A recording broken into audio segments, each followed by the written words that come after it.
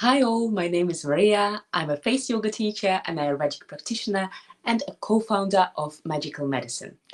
And today I want to carry on discussing Botox versus face yoga, and as we discussed in the previous episode, and now we can touch upon fillers and plastic surgery and how it compares to face yoga. So just to quickly sum up what we discussed in our previous episode is when I was comparing Botox and face yoga, and I explained that when you do Botox, you actually paralyze the nerve impulses to the muscle. And what that does, because the muscle becomes weaker, weaker, and weaker. So initially you get great result because you don't see any wrinkle. The wrinkle is smooth, the muscle is completely relaxed, and the skin hugs this relaxed muscle, so you see that wrinkle is completely smooth, amazing. um, and as an immediate solution, works great, but long term, and especially as preventative, completely I don't recommend Botox, because what it does, the muscle becomes weaker and weaker with time. It starts to atrophy, and muscle is what gives our volume, our face volume. So we don't want to lose muscle shape, and we don't want to have weak muscles on the face. And another problem is that because lymphatic drainage is initiated with the muscle contraction. So lymph stops draining, and then we see problems on other areas of the face. Like many people start having droopy eyelids, and they have liquid accumulating here and around the eyes, and face gets puffy in the morning.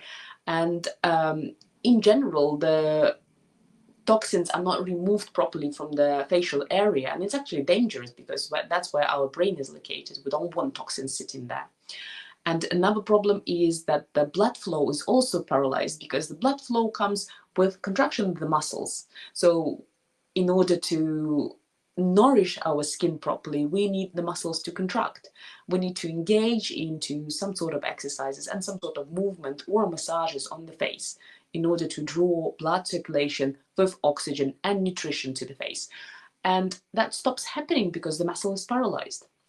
So long term, Botox doesn't really compare to face yoga, because face yoga aims at achieving the physiological state of balance of the muscles of the face. So as the muscles are in the physiological state of balance, you see healthy appearance. You just, it doesn't matter what your age is. You can have nice, smooth appearance if that's what you want to. Some people don't want that, and that's okay. They choose to age without any interventions and don't want to do anything naturally. That's absolutely fine. But if you want to have smooth skin, it's not that you have to inject Botox all over your face. You have to approach the body as a system. It's a systematical work, a holistic approach. And that's exactly what face yoga is. Face yoga is not just working on one area, creating a little shield there. Hey, okay, so I don't see wrinkles on this area, but it created it created 5 more side effects. So that's why I think in here, if you compare Botox and face yoga, in my opinion, face yoga wins. But obviously, the problem with face yoga is that you need to continuously practice that. So Botox is great because you don't really need to do anything. You've injected the botulinum into your face, and that's fine. Like, you can relax for another about half a year. So obviously, it's face yoga is a commitment. That's the biggest issue. But if you know what you're doing, the commitment is really small. It's about 5 to 7 minutes, and it's also contributing to your general health, which is what we want, especially as we age. Like, the older I get, the more aware of my health and general well-being I am. Because when I was 20, I was not even thinking that. I was thinking that I'm invincible, that nothing is going to happen to me. I can inject anything I want to, and it's going to be fine, of course. But as we age and we experience certain health issues and we know what it feels like and what it means for your life, then the approach is different. So at the moment, I I would personally rather spend extra 5 minutes a day on doing something beneficial for my body rather than do a quick fix. But then again, that's a choice with respect to everybody who decides otherwise. Completely, yeah. I understand. I understand why people are doing that. It's not that I also wanted to do that. So I completely understand. And with all my respect, I just express my opinion. And then going to the fillers. So fillers, they have so many contraindications. So much can go wrong, and they can start migrating into you in your face. They definitely are not I think there are so many articles now that they haven't even been scientifically proven. It's just was based on the customer satisfaction, that women who got the fillers, they were really happy about their appearance. Again, very short-term solution with so many side effects. Honestly, it's not worth it. And it actually just stretches the skin. It impedes the blood flow into the area, and it really accelerates your aging rather than helps anything. And yeah, well, for a very short time, it will work. Then you again have to invest a lot of money, do bigger filler. It's a vicious circle. So yeah, if you decide to go this way, it can be a pathway for you, but it's not a solution. It's not a good prevention. I absolutely don't recommend it. And then the last one, plastic surgery. So what happens with plastic surgery? Surgeon makes an incision and pulls fixes the muscles in a higher position, fascia in the higher position. And short term, it creates the desired effect. Well, we all know the contraindications. It's a surgery, it's a big one, there is a long recovery. Anything can go wrong when you actually, and there are so many cases where something has gone wrong when you trusted your appearance into the hands of somebody. It's so expensive, and it takes your body such a long time to recover after that. Takes up, yeah, like 3 months. It may take up to 3 months, or even longer for some people. Something can go wrong, and I personally know the cases where it has gone wrong. It's really horrible. And if you have decided to go for the plastic surgery, I would say that when your face has recovered, definitely go for face yoga and do face yoga. Is actually recommended for people who have done plastic surgery. Face yoga can then help you to postpone the next one. You know, it can help preserve the results.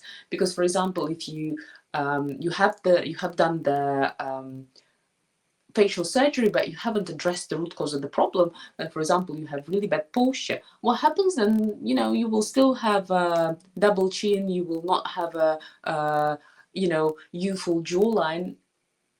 It will take a few years, you will have to repeat it again if that's your choice, if your lifestyle and your finances allow you and you want to trust your body in somebody else's hands. It can be a solution, but in my experience, face yoga can do very comparable results to face surgery. And especially because the recovery is quite long, like if you invest this time in doing facial exercises, you can definitely get really great results. The important factor is when you do exercises to get good and quick results, if you're really considering plastic surgery, well, imagine that you're considering plastic surgery. That's thousands of pounds. Thousands. So go for one private yoga class. Try it. Like it's about £100. £100 per class. So give it a go. You will have a special program developed just for you. and you will engage into these exercises, it will be making your body better, healthier, and you will see the results. So you will check out for yourself. And if that doesn't work, you see that it doesn't work for you, well, it's not such a big waste. At least you've tried everything before you decided to proceed with a really serious and invasive procedure. That's my best advice. The second best is going for a structured program with the teacher that you trust. Maybe you've been following somebody for some amount of time, and you know that this teacher has a good knowledge. You want to try the program, definitely experience that first before proceeding with these drastic procedures. That's what I really want for women, because natural treatments are available. They are amazing and they really work. And it's just that the unnatural, the ones like Botox, plastic surgery, fillers, they got such a great fame because they work instantly. And with the natural procedures, you do need to invest a little bit. It's like investing into exercises.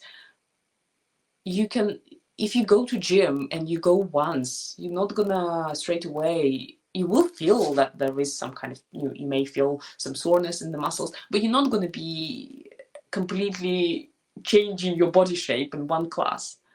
Same with face yoga. You really need a little bit of effort, but that will pay back. That will definitely pay back. So that's all about your mindset. If you are a person who want to commit to generally get healthier and fitter and is happy to invest time and to commit, like with exercises, going to gym, then definitely face yoga is for you. If you are seeking short-term solutions, then all you have to do is understand that short-term solutions, it's like going for a surgery when you have excess body weight. It is an option, but you understand that it will give an immediate result. It doesn't address the root cause, and it's dangerous, it's costly. So that you have to keep that in mind. And then, yeah, obviously, like with that knowledge, if you understand all this and you're happy to proceed, then that's fine. I just want people to really understand what they're doing to their faces and their bodies and what effect it does, so that they know which route to take. That's it. No judgment there. And I'm just happy to spread the word about face yoga and share my knowledge. Okay, so thank you so much for listening. If you enjoyed this video, please like it and subscribe to our channel. See you in the next episode.